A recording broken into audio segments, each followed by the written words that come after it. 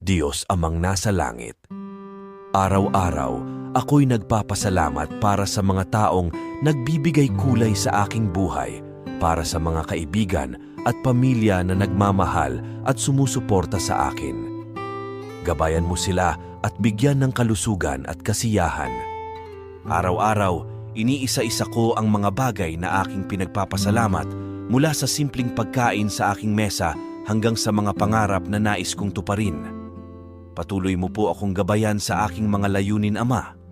Kami po ay humihiling ng iyong patnubay at proteksyon sa aming mga gawain at mga hakbang.